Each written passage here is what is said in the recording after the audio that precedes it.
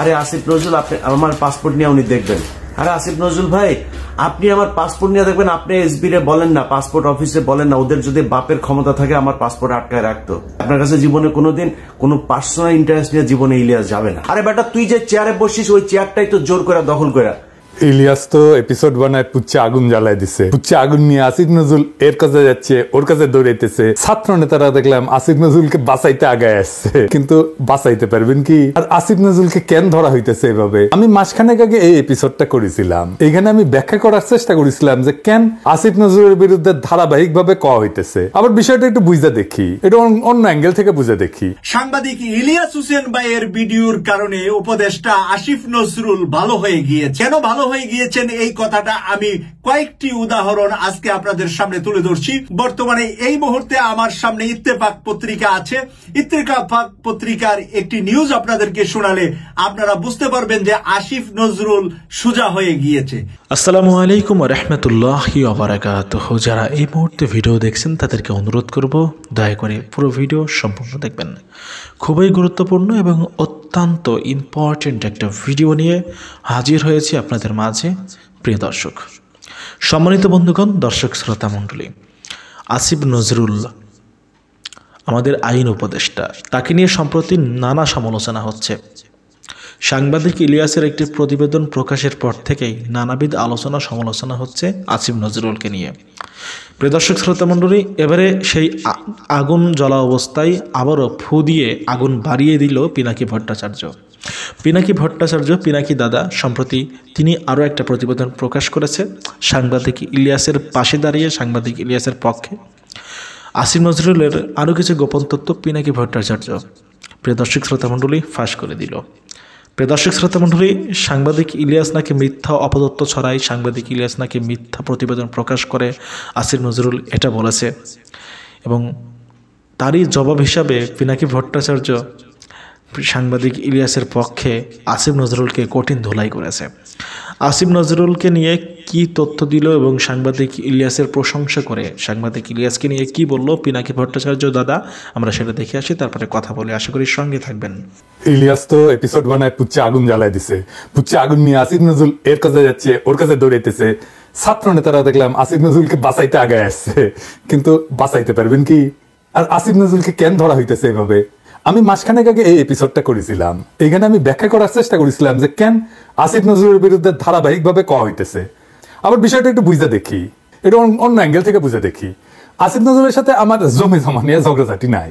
আসিফ নজরুলের হাসিনা বিরোধী লড়াই ভূমিকা নিয়েও কোনো প্রশ্ন নাই আমার কাছে। উনি যথেষ্ট ভূমিকা রাখছেন ওনার অবস্থান থেকে। আমার ব্যক্তিগত পাকা ধানে তিনি ময়দান নাই। বাঙ্গু এলিটেরা যেহেতু নিজের ধান্দা ছাড়া আর কিছু বুঝে না, অনেকে হাইপোথিসিস দাঁড় করাইছে নিশ্চয়ই কিছু ধান্দা ছিল পিনাকি বা ইলিয়াসের, সেটা হয় নাই, তাই চেতিছে। আসিফ নজরুল নিজেই বলুক তার কাছে ব্যক্তিগত কোনো ধান্দা নিয়ে পিনাকি বা ইলিয়াস গেছে কিনা। যাই হোক, যখন আসিফ নজরুলের অতীত ভূমিকার কথা বলে কেউ ডিফেন্ড করতে যায় আসিফ নজরুলকে, তখন তার করুণা করা ছাড়া আর কিছু বলার থাকে না। তার রাজনীতির জ্ঞান যে শিশু পর্যায়ের সেটা বোঝা যায়। রাজনীতিতে অতীত একটা রেফারেন্স, কোনো জাস্টিফিকেশন না। এই ভুলটা সবাই করার জন্যই আওয়ামী লীগের অতীত ঐতিহ্যের দোহাই দিয়া তার রাজনীতিতে পুনর্বাসনের কথা বলে।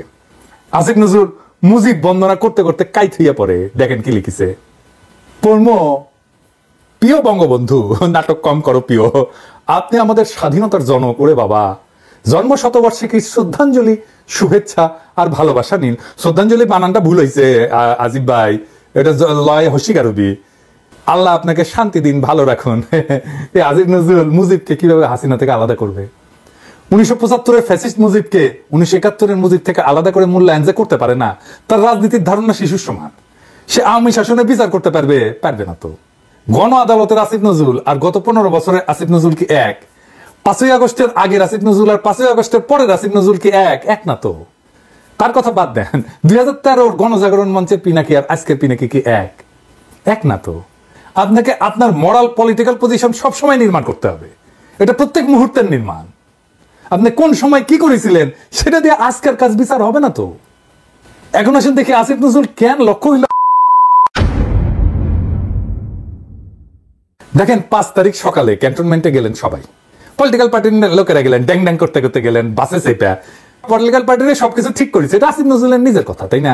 তারপরে তারা বঙ্গভবনে গেল, পলিটিক্যাল পার্টির পানি পড়া নিয়ে বল আসিফ নজরুলের কোর্টে দিয়ে সরে গেল পলিটিক্যাল পার্টিগুলো। এরপরে খেললো কে? পুরাটা সময় খেললো কে? আসিফ নজরুল একা একা। কোন ক্যাপাসিটিতে গেল সে? ছাত্রদের দলের লোক সে না, কারণ ছাত্ররা ছিল। রাজনৈতিক দলের লোক না, সেও না। সে প্রতিনিধিত্ব করলো কার? প্রতিনিধিত্ব করলো পলিটিক্যাল পার্টি আর ছাত্রদের বাইরে যে বাকি ফোর্সের, সেই ফোর্সের প্রতিনিধিত্ব করলো। তার ম্যান্ডেট কি? তার ম্যান্ডেট হচ্ছে তার ম্যান্ডেট এই সমস্ত লোকদের প্রতিনিধি হিসেবে সে গেছে। সে পুরো প্রসেসে কারোর সাথে আলাপ করছে, এই যে বাইরে যারা স্টেক হোল্ডার না, করে নাই। রাজনৈতিক দলগুলো কি একাই স্টেক হোল্ডার নাকি? 18 তারিখ থেকে পলিটিক্যাল পার্টিগুলোর কত রকম চাপাচাপি করা হয়েছে। বাচ্চাদের আন্দোলনকে পিক করেন, এখন আপনারা কর্মসূচি দেন না, আমরা নৈতিক সমর্থন দেবো, আমরা সরাসরি যাব না। বলেনি দলগুলা? বলেনি? বলছে না?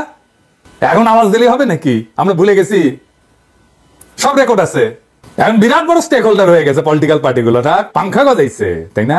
দেখেন মির্জা ফখরুল 25 জুলাই কি বলিছে, দেখেন, হাইলাইট করে দেখান এডিটর সাহেব। বিবৃতিতে মির্জা ফখরুল বলেন, আন্দোলনে ভূমিকা রাখার মিথ্যা অভিযোগে ঢালাও ভাবে বিএনপি ও বিরোধী দলের নেতাকর্মীদের উপর সরকার এবং আইন শৃঙ্খলা বাহিনীর কতিপয় সদস্য দোষারোপ করছে। মিথ্যা অভিযোগ, আন্দোলনে অংশ নেওয়ার মিথ্যা অভিযোগ। মির্জা ফখরুল নিজে বলতেছে যে আন্দোলনে অংশ নেওয়ার মিথ্যা অভিযোগ, তার মানে তারা আন্দোলনে অংশ নেয়নি। বিএনপির নেতাকর্মীরা দেখেন, আন্দোলনে ভূমিকা রাখার মিথ্যা অভিযোগে, মানে আন্দোলনে আপনারা ভূমিকা রাখেন নাই, আপনার নেতা এটা বলছে। এখন আওয়াজ দিলে হবে? আওয়াজ দেন এখন না। দেশটা কি রাজনৈতিক দলের বাপের? দেশটা কারো বাপের না। এই স্লোগান আসছে এই আন্দোলনের সময়, এই বিপ্লবের সময়। রাজনৈতিক দলের বাইরে যে শক্তির প্রতিনিধি হিসেবে গেছে আসিফ নজরুল, তার সাথে সে কথা বলে নাই, এইটা তার প্রথম মিস্টেক। তাছাড়া সে যে ওইখানে গেছে, সে যদি আমাদের সাথে কথা বলতো, রাজনৈতিক দলগুলোকে দাবরানি দিতে পারতো না বিপ্লবী সরকার না করলে, তাহলে আসিফ নজরুল কেন ছিল ওইখানে? কোন কামলাটা সে খাটতে গেছিল? রাজনৈতিক দলের কামলা খাটতে গেছিল? তাহলে যেটা বলা হয় সেটা বলে আমি করি নাই। তাহলে কি করতে গেছে ওখানে? উপদেষ্টাদেরকে সিলেক্ট করছে, বলে আমি করি নাই। আপনি যদি পাওয়ার ট্রান্সফারে যুক্ত থাকেন আসিফ নজরুল, তাহলে কোন আক্কেলে আপনি নিজে উপদেষ্টা হন? আপনি একটা পার্ট অফ প্রসেস, সেই প্রসেসে আপনি তো নিজে ক্যান্ডিডেট হতে পারেন না। এটা তো চরম কনফ্লিক্ট অফ ইন্টারেস্ট। মানে আপনি ছিলেন নিজের উপদেষ্টা পদটা বাগানোর জন্য। আপনি তো লোভী মানুষ। শিক্ষকতা করতেন ঢাকা বিশ্ববিদ্যালয়ে, আর পার্ট টাইম খ্যাপ মারতেন, সাইনবোর্ড লাগায়, ওই সাইনবোর্ড লাগায় পার্ট টাইম খ্যাপ মারতেন কতগুলো জায়গায়। আর কইলাম না, আপনার বিরুদ্ধে প্রথম এবং প্রধান অভিযোগ বিপ্লবকে প্রথম লগ্নে হাতছাড়া করার কাজে পৌরোহিত্য করার, পুরোহিতগিরি করেছেন। আসিফ বলছে যে যাকে রয়জেন বলতেছেন তাকেই সবচেয়ে পাশে পাইছি। কি আর কমু আসিফ, তাই তো পাওয়ার কথা, তাই না? তার বাসা তো বিশ্ববিদ্যালয়ের মধ্যে, ওইখানে তো ইলিয়াস থাকে না, পিনাকিও থাকে না। পিনাকি আর ইলিয়াসকে দেশছাড়া করছে হাসিনা, তারা চাইলেও ফিজিক্যালি থাকতে পারবে না। আসিফ নজরুলকে বিপজ্জনক মনে করে নাই হাসিনা, তাই সে দেশে থাকতে পারছে। আমাদেরকে বিপজ্জনক মনে করছে জন্য দেশ থেকে ভাগাই দিছে, তারা জেলে যাইতে হয় নাই, দেশ ছাড়া হয় নাই। বিশ্ববিদ্যালয়ের শিক্ষক হিসেবে তো তার সুবিধা আছে, ছাত্রদের প্রক্সিমিটিতে থাকে, কিছু পেশার কিছু ইনহেরিটেড কিছু সুবিধা থাকে, আইন পেশায় থাকে, শিক্ষকতা পেশায় থাকে, সে সুবিধা পাইছে। তো আসিফ, তুমি যে কইলা যে পাশে পাইছি, তো ফারুকেরা পাশে পাইছিলা, তুমি পাও নাই তো। ওয়াহিদুদ্দিন মাহমুদের পাশে পাইছিলা, পাও নাই তো। সালাউদ্দিন সাহেবকে পাশে পাইছিলা, পাও নাই তো। এমনকি প্রফেসর ইউনূসকে পাশে পাইছিলা, পাও নাই তো। তো তাইলে তাদেরকে পাশে টানছো কেন? ক্ষমতায় পাশে, তোমার পাশে তো উপদেষ্টা ক্যাবিনেটে বসে, তাই না? পাশে পাওয়াটা তাইলে কিছু মিন করে? ইলিয়াস পাশে ছিল না, আমরা পাশে ছিলাম না। ইলিয়াস কোন ন্যায়সঙ্গত লড়াইয়ে পাশে ছিল না? তার মানে এই যে ক্ষমতার ভাগ বাটোয়ারার পিছনে পাশে থাকা ছাড়াও আরো কিছু গল্প আছে, কাছে আসার গল্প আছে। সেই গল্পটা ইলিয়াস বলছে। ইলিয়াস এমন একটা অনাবিষ্কৃত এলাকার কথা বলছে যেটা সবাই লুকাইতে চায়। কি সেটা যা সবাই লুকাইতে চায়? এই যে বাকশাল, এটা কি খালি আওয়ামী লীগ? তা তো না। CPB, Prothom Alo, Daily Star, Chhayanaut, Udichi, Transparency International, এর সবকিছু ইনক্লুডেড। এরা সবগুলো মিলে এই প্রগতিশীলতার ন্যারেটিভ তৈরি করে। এইটাই হইতেছে বাকশালী বয়ান। বাংলাদেশে যে ফ্যাসিবাদ চলছে ওর ডাক নাম হইতেছে বাকশাল। আর গত 15 বছর যে ফ্যাসিজম হয়েছে বাংলাদেশে, সেটা হইতেছে নয়া বাকশাল 2.0। এই জন্যই প্রথম আলোতে বাশারের পতন হয়, হাসিনার বিদায় হয়। হাসিনার পতন কথাটা লেখে না প্রথম আলো, এমন ভাবে যেন সানায়ের সুরে বিদায় দিতেছে হাসিনারে। এই উত্থান রহিত মতি মাহফুজের কাছে হাসিনার পতন হয় না, পলায়ন হয় না, হয় বিদায়। এই যে টোটাল সিস্টেমের পার্ট আসিফ নজরুল। আসিফ নজরুল এই টোটাল বাকশালের পার্ট। তার সাথে প্রথম আলো সখ্য, প্রথম আলো পার্টনারশিপ, এটা তো সময় পরীক্ষায় উত্তীর্ণ। এবং সে তো নিজেই বলে যে তার প্রিয় প্রথম আলো। তো এই নয়া বাকশালের সিস্টেমটা টিকে ছিল, বা বলা ভালো এখনো টিকে আছে। এই যে সিপিবি, এই যে Prothom Alo, Daily Star, Chhayanaut, Udichi, Transparency International, এগুলোর উপরে ভর দিয়া এগুলো হয়তো একটু দুর্বল হয়েছে, কিন্তু ভ্যানিশ হয়ে যায় নাই, এটা সব সময় থাইকা যাবে। এরাই হইতেছে বাকশালের মেইন ফোর্স।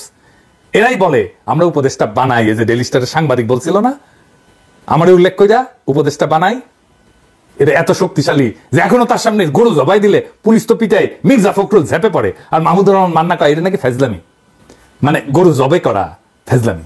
ইয়া মানা ভাই 1971 তো দামরা ছিলেন, 68 সালে তো চিটাগাং ইউনিভার্সিটিতে ভর্তি হয়েছিলেন, 3rd ইয়ারের ছাত্র ছিলেন ইকোনমিক্সের। গর্ত করেছিলেন কোনটি? মুক্তিযুদ্ধে তো যান নাই। আপনার কি আদৌ রাজনীতি করার নৈতিক অধিকার আছে? 68 সালে বিশ্ববিদ্যালয়ে ভর্তি, 1980 সাল পর্যন্ত ইলেকশন করিচ্ছেন। 12 বছর ছাত্র রাজনীতির নামে বিশ্ববিদ্যালয়ে ঘষ্টানো কি ফাজলামি না মান্না ভাই? হ্যাঁ, আমাদেরকে ফাজলামির কথা বলেন, সাবধান কইরা দিলাম। প্রথম আলোত কি সামনে সুন্দর সুন্দর নায়িকা বসে রেখেছিল যে পৌরুষ জায়গায় উঠেছিল? হ্যাঁ, নিত্যদিন বাম্বু খাবেন, বাম্বু। যাই হোক, আলাপে আসি। এই যে কালচারাল বাকশালী বয়ানগুলাই পলিটিক্যাল বাকশালরে তৈরি করছে এরা মিলা, এবং এর সাপোর্টে বড় হয়েছে, একটা আর একটারে পরিপুষ্ট করছে এবং করতেছে, যেই কারণে পলিটিক্যাল বাকশাল পরাজিত হবে না পুরোপুরি, যদি না কালচারালি বাকশালী বয়ানটাকে বাতিল করা না যায়, পরাজিত করা না যায়। এই জন্যই আমরা শিল্পকলা একাডেমিতে কালচারাল মিনিস্ট্রিতে অ্যান্টি বাকশালী লোক চাইছিলাম। দুই জায়গায়, এক জায়গায় জামিল রে বসাইলো, আরেক জায়গায় ফারুকিকে দিয়া পাল্টা কালচারাল বয়ান তৈরির দিল এই আসিফ নজরুল। আমি একটা সলিড এক্সাম্পল দিই। আসিফ নজরুল কি মুজিবের 72 থেকে 75 ক্রিটিক করতে পারবে? না, পারবে না। এই বাকশালী বয়ান তৈরির যে স্তম্ভগুলা, সেই স্তম্ভগুলোর একটার পার্ট আসিফ নজরুল। আর বাকশাল তো ভারতের ড্রিম সাইড নাকি, সেই তো পাইলা পুষে বড় করছে বাকশালকে। আর বাকশাল তো ইন্ডিয়ার পারপাস সার্ভ করছে নাকি, অন্য কারো পারপাস সার্ভ করছে? ইন্ডিয়ার পারপাস সার্ভ করার জন্য যে বাকশাল, সেই বাকশালের বয়ান তৈরি করে যে প্রথম আলো, সেই প্রথম আলোর পার্ট হচ্ছে আসিফ নজরুল। কিন্তু তাকে ভারতের কিছু এটা বলা যাবে না। মানে ভারতের ইন্টেলিজেন্স নানা লেয়ারে কাজ করে, এটা তো মিথ্যা না, গোয়েন্দা সংস্থা এভাবেই কাজ করে। প্রথম আলো তাইলে কোনোভাবে ভারতের স্বার্থের সাথে রিলেটেড না। এইটা সে ওই ছবিটা দেখেন না, দৌড়ে স্বামীর সাথে সিগনেচার করিচ্ছে, কি ব্যান এটা কি তালাক নামা সাইন করিচ্ছে মতিউর রহমান? বাংলাদেশে কোন পত্রিকার ইন্ডিয়ান হাই কমিশনের সাথে চুক্তি আছে? আজকে যারা ক্ষমতায় তাদের বলি আমাদের সাপোর্ট আছে, তার মানে কিন্তু সেটা নিরঙ্কুশ না। কোন সরকারের এই নিরঙ্কুশ সাপোর্ট জনগণ দেয় না, দেওয়া উচিত না। 47-এর অর্জন কার জন্য নষ্ট হয়েছিল? ক্ষমতাসীনদের জন্য, মুসলিম লীগের জন্য। 71-এর অর্জন কার জন্য নষ্ট হয়েছে? আওয়ামী লীগের জন্য হয়েছে, জাসদের জন্য হয় নাই তো। 2024-এর অর্জন যদি নষ্ট হয়, তাহলে এইটা হবে এখন যারা ক্ষমতা আছে তাদের জন্য। এই জন্য উপদেষ্টাদের ধরি। আমরা খুব বেশি সমালোচনা করি না, মেয়াদ মায়া কইরা করতে পারতাম, মেলা সমালোচনা করতে পারতাম, মেলা নিউজ আসে, মেলা খবর আছে, কিছু বলি না। খুব নির্মম সমালোচনা করতে পারতাম, এমনকি প্রফেসর ইউনূসের সমালোচনা করতে পারতাম, উঠতে বসতে। করি না। দেখাবো, একটা স্যাম্পল দেখাবো, স্যাম্পল দিয়ে দেখাই। এই যে প্রফেসর ইউনূস 17 নভেম্বর বলছে এই 100 দিনে অর্থনীতি সবল অবস্থানে চলে আসছে। ঠিক তার 2 দিন পরে অর্থ উপদেষ্টা কি কইছে দেখেন, কইছে দেশের অর্থনীতির অবস্থা ভয়াবহ। মানে 2 দিন আগে প্রফেসর ইউনূস কি বলিছে সেটা ঘুরে গেছে ভুলে। কার কথা ঠিক তাইলে? প্রফেসর ইউনূসের নাকি অর্থ উপদেষ্টা? প্রফেসর ইউনূসের বক্তৃতার ওই পার্টটা তো অর্থ মন্ত্রণালয় থেকে লেখা আসবে, তাই না? তার মানে প্রফেসর ইউনূস হয় অর্থ মন্ত্রণালয় থেকে নেয়নি লেখাটা, অথবা অর্থ উপদেষ্টা শুনেইনি প্রফেসর ইউনূস কি বলছে। এই সরকারের ব্যর্থতার জন্য আগে হাসিনার টেলিফোন ফাঁস হইতো, এখন জমায়েতে বক্তৃতা দিচ্ছে। আমরা বলছিলাম হাসিনা পরিবারকে দৌড়ের উপরে রাখতে হবে। পুতুলের বিষয়ে বিশ্ব স্বাস্থ্য সংস্থাকে দাও চিঠি ড্রাফট করে দিছিলাম স্বাস্থ্য মন্ত্রণালয়ে, 17 পৃষ্ঠার চিঠি, কিচ্ছু করে নাই। কাজ তো করে দিছি, ধরে ধরে কি কি লিখতে হবে। মনিরুল ইন্ডিয়া থেকে পোস্ট দেয় জয় বাংলা বিলা, আর মনিরুলকে তো ইন্টারপোল দিয়ে ধরে আনা উচিত। আপনাদের আশেপাশে বুক ফোলা আওয়ামী লীগারদের ঘুরতে দেখতেছেন না? এই যে আয়না ঘর হয়েছে, বাসারের ইয়েতে আয়না ঘর বাড়িয়েছে না, ইকোনমিক্সে নিউজ হয়েছে। আমাদের আয়না ঘরের নিউজ কোথায়? সেজন্য বলার চান্স পায় আয়না ঘর নাকি নাই, দেখেছেন? তাহলে এটা কে করবে? যারা ক্ষমতা আছে তারাই তো। এগুলো ইলিয়াসদের জন্য হয়েছে। সবাই আসিফ নজরুলের পিস বাতাইতে চলে এসছে দল বেঙ্গা। ইলিয়াসের ধরো, এখন ইলিয়াসের ধরো, কথা কিছু কওয়া যাবে না। আসিফ নজরুলের ক্ষমতা সবসময় প্রশ্নের মুখে থাকবে, সমালোচনা হবে, কঠোর নির্মম সমালোচনা হবে। সেটাই সভ্য দুনিয়ার নিয়ম। প্রফেসর ইউনূসের সরকার হাসিনার সরকার না যে সমালোচনা নিতে পারবে না। আসিফ নজরুল মিটিং এ যাইয়া কয়েকদিন আগে কইছে কারে যেন জাতির পিতা ঘোষণা দিতে হবে। হঠাৎ করে মনির বললো কি, একজন ব্যক্তি সম্পর্কে নাম নিব না, বললো আসিফ ভাই আমার মনে হয় তারে এই জাতির পিতা বানায় দিলে না দেওয়া পর্যন্ত সে থামবে না। মানে তারে জাতির পিতা না বানায় দেওয়া পর্যন্ত সে থামবে না, অথবা তারে জাতির পিতা বানায় দিলে সব সমস্যার সমাধান হয়ে যাবে। জাতির পিতা মানে নতুন জাতির পিতা। আসিফ নজরুল মুখ সামলে কথা বলবেন। আবার কইছে কারে উদ্দেশ্য কইরা, কোটা সংস্কার আন্দোলনকে কে জানা কইছিল আতাতের আন্দোলন। কেউ কেউ বলে দেখবেন যে কেন বিপ্লবী সরকার হলো না, কেন শহীদ মিনারে আমরা শপথ দিলাম না, কেন সাংবিধানিক পথে গেলাম। ফর গড সেক আপনাদেরকে কিছু রিমাইন্ড করে দিই, তাদেরই কেউ কেউ যখন এই ঐতিহাসিক ছাত্র আন্দোলন শুরু হয় বলেছিল এটা আতাতের আন্দোলন, সাধারণ আন্দোলন, বলেছিল না? বলেছিল। সবাই আমরা হাততালি দিছে, হাসাহাসি করিচ্ছে, দেখেছেন?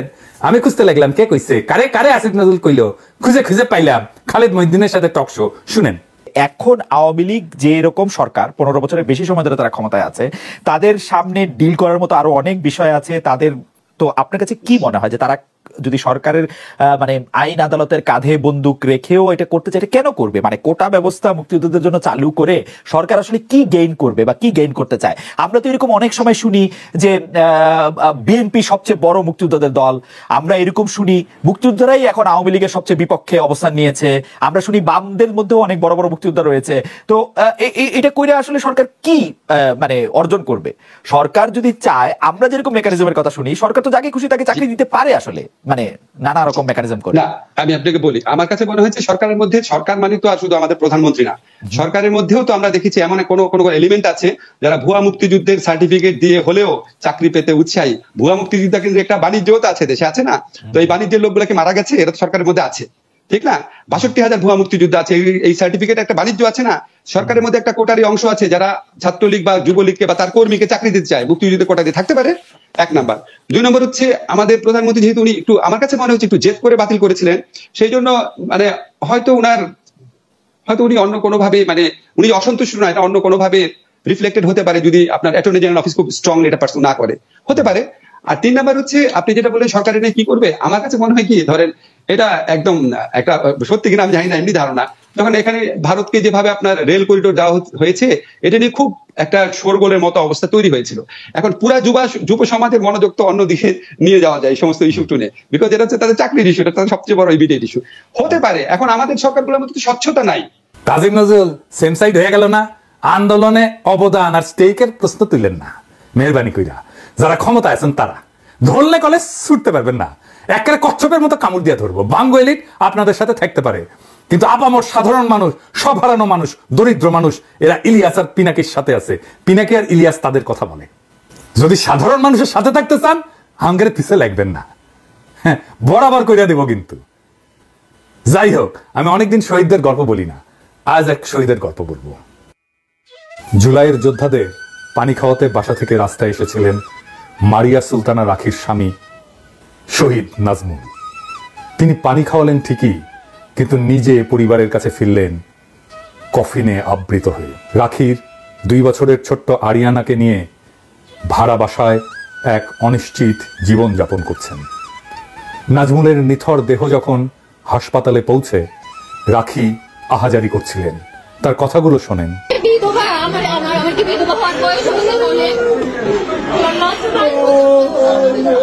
রাখির এই প্রশ্নের সামনে দাঁড়াতে পারবেন আসিফ নজরুল? আসলে কি রাখির বিধবা হওয়ার বয়স হয়েছে? কে নেবে 2 বছরের সন্তানের দায়িত্ব? রাখির গল্প কোথাও ছাপা হয়নি। আমি তন্ন তন্ন করে খুঁজে দেখেছি কোনো একজন উপদেষ্টা গেছেন তার বাসায় একটু সান্ত্বনা দিতে, একটু কথা বলতে। আমি অনেক শহীদ পরিবারের সাথে কথা বলি, সাহায্য করি সাধ্যমতো, পুনর্বাসনের চেষ্টা করি, আহতদের সাথে কথা বলি, তাদের চিকিৎসার চেষ্টা করি, এমনকি দেশের বাইরে নিয়ে যাই। রাখির কোনো খোঁজ পেলে আমাকে জানাবেন। এই দুঃখী মেয়েটার দায়িত্ব আমি নেব, নিজে করব। যদি না পারি ভিক্ষা করব, আপনাদের কাছে চাইব। যতদিন বেঁচে আছি তার দায়িত্ব নেব। রাখির সন্তানের মুখে খাবার না তুলে আমি ভাত খাবো না প্রতিশ্রুতি দিলাম জাতির কাছে। আমরা নাকি 2 পয়সার ইউটিউবার, ভিউ বেচে খাই। আমরা নাকি বাংলাদেশে অরাজকতা করি। আমাদের এই লড়াইয়ে, এই আন্দোলনে কোনো ভূমিকাই নাকি নাই। আমরা তেজপাতা, হরিদাস পাক, সবই হয়তো ঠিক, তবে এটাও ঠিক আমরা সেই বঞ্চিত, সেই সমাজের নিচতলার মানুষের একজন, যাদের মুখে হাসি নাই, চোখের কান্নাও গেছে শুকিয়ে, যাদের জীবনের অন্ধকার কখনো কাটে না, যারা বারে বারে রক্ত দেয় কিন্তু মুক্তি পায় না। আমরা সেই সিঁড়ি যা মারিয়ে উপরে ওঠে, আমাদের নাচেনাটাই ক্ষমতাবানদের ধর্ম হয়ে যায়। আমরা জানি আমরা কখনোই ক্ষমতার প্রিয় হব না। আমাদের জায়গা মজলুমের অন্তর হলেই আমাদের কাজ সার্থক, আমাদের জীবন সার্থক। ইনকিলাব জিন্দাবাদ। সাংবাদিক ইলিয়াস হোসেন ভাইয়ের ভিডিওর কারণে উপদেষ্টা আসিফ নজরুল ভালো হয়ে গিয়েছেন। কেন ভালো হয়ে গিয়েছেন এই কথাটা আমি কয়েকটি উদাহরণ আজকে আপনাদের সামনে তুলে ধরছি। বর্তমানে এই মুহূর্তে আমার সামনে ইত্তেফাক পত্রিকা আছে। ইত্তেফাক পত্রিকার একটি নিউজ আপনাদেরকে শোনালে আপনারা বুঝতে পারবেন যে আসিফ নজরুল সোজা হয়ে গিয়েছে। আমাদের ডক্টর আসিফ নজরুল এক সময় মানে ওনার যে পীড়িত ছিল, ভালোবাসা ছিল আওয়ামী লীগের উপর, সেই ভালোবাসা থেকে ফেরত এসে জনতার কাতারে দাঁড়ানোর জন্য উনি চেষ্টা করছেন। আর এটাই আঙ্গুল দিয়ে হাত দিয়ে দেখিয়ে দিয়েছিলেন আমাদের প্রিয় সাংবাদিক ইলিয়াস হুসাইন। অভিনেত্রী শমী কায়সারকে হাইকোর্টের দেওয়া জামিন স্থগিত করা হয়েছে। অভিনেত্রী শমী কায়সারকে হাইকোর্ট জামিন দিয়েছিলেন, তারপর দিন বাংলাদেশের সরকারের পক্ষ থেকে সেই জামিনটাকে স্থগিতের জন্য আবেদন করেছিলেন। সেই আবেদন আজকে মঞ্জুর করে তার জামিন হবে না, কারাগারেই অবস্থান করতে হবে। অভিনেত্রী শমী কায়সারের জামিন স্থগিত করেছে চেম্বার আদালত। বৃহস্পতিবার 12 ডিসেম্বর অভিনেত্রীকে দেওয়া হাইকোর্টের 3 মাসের জামিন স্থগিত করে দেন চেম্বার বিচারপতি রেজাউল হক। আগামী 6 জানুয়ারি আপিল বিভাগে পূর্ণাঙ্গ বেঞ্চে এই বিষয়ে পরবর্তী শুনানি অনুষ্ঠিত হবে। এদিন আদালতে শমী কায়সারের পক্ষে ছিলেন জ্যেষ্ঠ আইনজীবী আহসানুল করিম। এছাড়া রাষ্ট্রপক্ষের শুনানিতে ছিলেন ডেপুটি অ্যাটর্নি জেনারেল জহিরুল ইসলাম সুমন। প্রিয় দর্শক, এই কারণে আমি বলছি যে আসিফ নজরুল ভালো হয়ে গিয়েছে এবং ভালো হতে সে বাধ্য হয়েছে। যে ভালো না হলে তার যে চেয়ার নিয়ে টানাটানি লেগে গিয়েছিলেন এবং চেয়ারটি থাকবে কি থাকবে না, এরপরে চেয়ারটি চলে যাওয়ার পরে আবার কি হবে, কারণ চলে যাওয়ার পরে মঈনুদ্দিন ফখরুদ্দিনের অবস্থা উনি ভালো করে জানেন। কারণ চলে যাওয়ার পরে কেউ যদি অন্যায় করে চলে যায় তখন কিন্তু তার জন্য বাকিটা জীবন তাকে পোহাতে হবে। আর যদি ভালো কাজ করে চলে যায় তাহলে বাংলাদেশের মানুষের কাছে ভালো মানুষ হিসাবে সারা জীবন সম্মানিত থাকবে। তাই আসিফ নজরুল ভালো হয়ে যাক, এটা আমরা চাই। আসিফ নজরুল ভালো হওয়ার জন্য আরো একটি উদাহরণ আজকে নিউজ পেপারে আছে। আমি আপনাদের সামনে আরেকটি উদাহরণ কি তা তুলে ধরছি। সাবেক প্রতিমন্ত্রী মাহমুদ আলীর জামিন স্থগিত করা হয়েছে। আজকে আবার আরেকজন প্রতিমন্ত্রীর জামিনও স্থগিত করেছে শমী কায়সারের পাশাপাশি। রাজধানীর মিরপুর থানায় সিয়াম হত্যা মামলার সাবেক বিমান প্রতিমন্ত্রী মাহমুদ আলীকে হাইকোর্টের দেওয়া জামিন স্থগিত করে দেন চেম্বার আদালত। বৃহস্পতিবার 12 ডিসেম্বর আপিল বিভাগের চেম্বার বিচারপতি মোহাম্মদ রেজাউল হক এই আদেশ দেন। এদিকে আদালতে রাষ্ট্রপক্ষে শুনানি করেন অতিরিক্ত অ্যাটর্নি জেনারেল আব্দুল জব্বার ভূঁইয়া ও ডেপুটি অ্যাটর্নি জেনারেল জহিরুল ইসলাম সুমন। এর আগে 15 সেপ্টেম্বর রাজধানীর সেগুনবাগিচা থেকে মাহমুদ আলীকে গ্রেফতার করে ডিবি পুলিশের একটি দল। পরদিন 16 সেপ্টেম্বর তাকে কারাগারে পাঠানোর আদেশ দেন আদালত। গত 10 ডিসেম্বর তাকে জামিন দেন বিচারপতি ভীম্যদেব চক্রবর্তীর নেতৃত্বে হাইকোর্টের বেঞ্চ। এই ভীম্যদেব চক্রবর্তী কে, ওনার খোঁজ লাগানো দরকার। আসিফ নজরুলের উচিত এই ধরনের বিচারপতিদেরকে, এখনো আমি তার নামের জন্য সে কোন ধর্মের আর কোন বংশের সেটা দেখতে চাচ্ছি না, কিন্তু তার নাম যেটাই হোক, তার এত বড় দুঃসাহস, বিচারপতির এই দুঃসাহস কোত্থেকে হলো যে এই খুনি, একজন সরাসরি খুনিকে সে কিভাবে জামিন দেয়। তাহলে আওয়ামী লীগের বিচারপতিরা এখনো রয়েছে আদালতে, আর সেই কাজটা করতে হবে আসিফ নজরুলকে। সেই বিচারপতিদের লিস্ট করে প্রধান বিচারপতির কাছে দিতে হবে এবং প্রধান বিচারপতি তাদেরকে বিচারিক কার্যক্রম থেকে বহিষ্কার বা অব্যাহতি দিতে হবে। নতুবা বাংলাদেশে এই ধরনের রাঘব বোয়ালরা মাঝে মাঝে ছাড়া পেয়ে যাবে এবং সেই কারণে আসিফ নজরুলের উপরে যেহেতু আইন মন্ত্রণালয়ের দায়িত্ব, সেহেতু আসিফ নজরুলকে আমরা ছাড়বো না যদি তাদের বিচার সঠিকভাবে না হয়। অন্তর্বর্তীকালীন সরকার গঠিত হবার পর আপনারা জানেন যে বর্তমান অন্তর্বর্তীকালীন সরকারে যারা আছেন তাদের মধ্যে একজন হচ্ছেন ব্রিগেডিয়ার সাখাওয়াত হোসেন, যিনি খুবই দক্ষ এবং যোগ্য একজন রাষ্ট্রনায়ক। মানে একেবারে নায়ক বানাই দেওয়া ঠিক না, মানে রাষ্ট্র পরিচালনা করছেন যেহেতু, সুতরাং তাকে রাষ্ট্রনায়ক বলাই যায়, কারণ এর আগেও তিনি তত্ত্বাবধায়ক সরকারের উপদেষ্টা ছিলেন। অতএব রাষ্ট্র পরিচালনার অভিজ্ঞতা, যোগ্যতা সবই তার আছে। কিন্তু আওয়ামী লীগের পক্ষে কথা বলার কারণে তিনি একদিনও ওই পদে থাকতে পারেন নাই। মানে যেদিন বলেছেন তার পরের দিনই তাকে সরিয়ে দেওয়া হয়েছে। বিষয়টা বোঝার চেষ্টা করেন। একজন উপদেষ্টা নিয়োগ পাওয়ার পরে স্বৈরাচার হাসিনার পক্ষে বা তার দলের পক্ষে কথা বলার কারণে তিনি ওই পদে থাকতে পারেন নাই। সমালোচনার মুখে তাকে ডক্টর ইউনূস সরাতে বাধ্য হয়েছেন। On the other hand, Farooqui, বাংলাদেশের সবাই জানে যে ফারুকী একজন অযোগ্য মানুষ। তার কোনো যোগ্যতা নেই রাষ্ট্র পরিচালনার। 1 2 হচ্ছে তিনি স্বৈরাচার হাসিনার দালাল, তেলবাজ এবং উচ্ছিষ্টভোগী, তাতে কোনো সন্দেহ নাই। বশির উদ্দিন আওয়ামী লীগের ভোট চোর, স্বৈরাচার আওয়ামী লীগের এমপির ভাই, আকিজবেরির মালিক বশির উদ্দিন।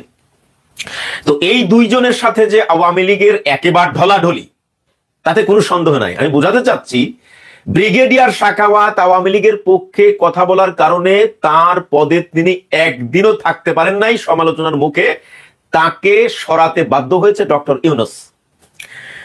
কিন্তু যারা সরাসরি আওয়ামী লীগের দালাল, দেড় যুগ ধরে আওয়ামী লীগের দালালি করেছে, একজন তো আওয়ামী লীগের স্বৈরাচার আওয়ামী লীগের এক এমপির ভাই, এবং দুজনের একজনেরও কোনো যোগ্যতা নেই। মানে ব্রিগেডিয়ার সাখাওয়াতের কাছে তো মানে সাখাওয়াতের ধারের কাছেও নাই, ব্রিগেডিয়ার সাখাওয়াতের ধারের কাছেও নাই তারা। 1 নাম্বার আওয়ামী লীগের দালাল, তেলবাজ, আওয়ামী পরিবারের লোক, আওয়ামী সুবিধাভোগী। 2 নাম্বার কোনো যোগ্যতাই নাই, দক্ষতা তো অনেক পরের ব্যাপার। এই দুইজন ব্যক্তিকে উপদেষ্টা পরিষদে নেওয়ার পর সারা বাংলাদেশে এত বেশি সমালোচনা হয়েছে যে ব্রিগেডিয়ার সাখাওয়াতের বিরুদ্ধে যে সমালোচনা হয়েছিল তার থেকে কয়েক শত গুণ বেশি সমালোচনা হয়েছে। বাংলাদেশের কেউ তাদেরকে চায়নি, তারপরেও বহাল তবিয়তের সেই পদেই তারা এখনো আছে। কেন? এই কেনর উত্তর খোঁজার চেষ্টা করেন। ব্রিগেডিয়ার সাখাওয়াত শেখ হাসিনা এবং তার দলের পক্ষে কথা বলার কারণে একদিনও পদে থাকতে পারেন নাই, আর তার দলের সরাসরি লোক, তার দালাল, চামচা, তেলবাজ এবং অযোগ্য, এই দুইজন ব্যক্তিকে বসানোর পর সারা দেশে তুমুল সমালোচনা হয়েছে, এখনো হয়ে যাচ্ছে, তারপরেও তারা বহাল তবিয়তে ওই পদেই বসা। কি প্রমাণ করে? বিষয়টা বোঝার চেষ্টা করেন। এরপর আসেন ডক্টর আসিফ নজরুল, তার অতীত কর্মকাণ্ড আর বর্তমান আসিফ নজরুল, এইটা অনেকেই গুলিয়ে ফেলার চেষ্টা করেন। আসিফ নজরুলের রাজনৈতিক মতাদর্শ কি? আসিফ নজরুলের রাজনৈতিক মতাদর্শ হচ্ছে তিনি একজন বামপন্থী লোক, না আওয়ামী লীগ, না বিএনপি, না জামাত, তিনি একজন বামপন্থী মানুষ। মনে রাখবেন, বামপন্থীরা সবসময় ইন্ডিয়া প্রেমিক হয়, বামপন্থীরা সবসময় ইন্ডিয়া ঘেঁষা হয়, ইন্ডিয়াকে পছন্দ করে। বামপন্থীরা সবসময় চীনকে পছন্দ করে, রাশিয়াকে পছন্দ করে, কিন্তু যুক্তরাজ্যকে ঘৃণা করে। এটা মনে রাখবেন। আচ্ছা, এবার আসেন ডক্টর আসিফ নজরুলের রাজনৈতিক মতাদর্শ। ডক্টর আসিফ নজরুল আপাদ মস্তক একজন বামপন্থী মানুষ। তিনি সারা জীবন জামাতের বিরুদ্ধে লিখেছেন, সারা জীবন জামাতের বিরুদ্ধে লিখেছেন। শুধু একটা আর্টিকেল তিনি আল্লামা দেলোয়ার হুসাইন সাঈদীর বিরুদ্ধে লেখেন নাই, অসংখ্য আর্টিকেল লিখেছেন জামাতের বিরুদ্ধে। মাজায় গামছা বেঁধে তিনি পত্রিকায় লেখালেখি করতেন জামাতের বিরুদ্ধে। এই হলো সেই আসিফ নজরুল। কিন্তু গত 1.5 যুগে কিছু কথাবার্তা বলতে বলা যায় প্রায় সব সময় তিনি আওয়ামী লীগের বিরুদ্ধে বলেছেন, কখনো কখনো বিএনপির বিরুদ্ধে বলেছেন, জামাতের বিরুদ্ধেও বলেছেন, বাট কখনো কখনো জামাতের পক্ষে বলেছেন, আর অল দ্য টাইম বিএনপির পক্ষে বলেছেন। এবং একেবারে শেষ জীবনে এসে তিনি হজ করে এসেছেন। হজ করে এসে রাসূলুল্লাহ সাল্লাল্লাহু আলাইহি সাল্লামের জীবনী পড়াশোনা করার পর তার ভিতরে একটা চেঞ্জ এসছে, যে তিনি রাসূলুল্লাহ সাল্লাল্লাহু আলাইহি সাল্লামের জীবনীটা আগে পড়লেন না কেন, এটা না পড়ে তিনি চরম ভুল করেছেন। তো এই সমস্ত মুখরোচক কথা বলে আসলে আমাদেরকে দলে ভেড়ানোর চেষ্টা করেছেন। আমরা যারা 100% প্র্যাকটিসিং মুসলিম, হতে পারে জামাত, হতে পারে হেফাজত, হতে পারে Charmonai, what ever it is, আমরা যারা 100% প্র্যাকটিসিং মুসলিম, মানে তার এই সমস্ত মুখরোচক বক্তব্যের কারণে আমরা তার প্রতি এক ধরনের মানে তার ফ্যান হয়ে গিয়েছি, তার প্রতি আমাদের একটা ভালোবাসা তৈরি হয়েছে। কিন্তু বাস্তবতা হলো যে এগুলো আসলে তার কোনো কারসাজি ছিল কিনা। ইলিয়াস ভাই যেটা বলেছেন যে 3 নাম্বার লেয়ার, অর্থাৎ রয়ের সি ক্যাটাগরির দালাল বা এজেন্ট হচ্ছে আসিফ নজরুল, এটা তিনি বোঝানোর চেষ্টা করেছেন। সম্মানিত বন্ধুগণ, দর্শক শ্রোতা মণ্ডলী, আপনারা দেখতে পারলেন আসিফ নজরুলকে নিয়ে ওঠা বিতর্ক সমালোচনার কেন্দ্র করে সাংবাদিক ইলিয়াসের পক্ষে দাঁড়িয়ে আসিফ নজরুলের আরও কিছু তথ্য সবার সামনে উন্মোচন করতে দেখা গেল পিনাকি ভট্টাচার্যের। পিনাকি ভট্টাচার্যকে নিয়ে আপনারা কিছু বলে যাবেন, 2-1 লাইন লিখে যাবেন, পিনাকি দাদা, সাংবাদিক ইলিয়াস এবং আসিফ নজরুল প্রিয় দর্শক শ্রোতা মণ্ডলী, আপনি থাকবেন কোন পক্ষে? সাংবাদিক ইলিয়াস পিনাকির পক্ষে নাকি আসিফ নজরুলের পক্ষে? অবশ্যই কমেন্টে জানাবেন। এখন বিভেদ তৈরি হয়ে গেছে, সরকারের মধ্যেও এখন ঘুণ ঢুকে গেছে। প্রিয় দর্শক শ্রোতা মণ্ডলী, এই উপদেষ্টা মণ্ডল দিয়ে হয়তো এই দেশ পরিচালনা কোনোভাবেই সম্ভব নয়। শুধুমাত্র ডক্টর ইউনূস না থাকলে আজকে এই দেশটা একদম গোলমাল হয়ে যেত। প্রফেসর ইউনূস একলার কত সামাল দেবে ভাই? আসিফ নজরুলদের মতো এই এজেন্ডা বাস্তবায়নের লোক যদি বাংলাদেশের এই সরকারের দায়িত্বে থাকে এখনো পর্যন্ত, তাহলে ভাই এ দেশটা কোনোভাবেই আর উন্নত হবে না। ডক্টর মোহাম্মদ ইউনূস একা যত টেনে নিয়ে যাচ্ছে, পুরো দেশটাকে একাই সামাল দিচ্ছে তিনি, আর বাকি আইন উপদেষ্টা, অন্যান্য মন্ত্রণালয়ের উপদেষ্টা মহোদয়রা তারা মজা মারছে। বিশেষ করে আসিফ নজরুলকে নিয়ে হওয়া বা ওঠা বিতর্ক, এটার বিরুদ্ধে একটা কঠিন ব্যবস্থা গ্রহণ করা উচিত বলে আমি মনে করি। আপনারা কি মনে করেন? অবশ্যই কমেন্ট করবেন। ভালো থাকবেন। আমাদের চ্যানেলে নতুন হলে সাবস্ক্রাইব করবেন চ্যানেলটি। আল্লাহ হাফেজ।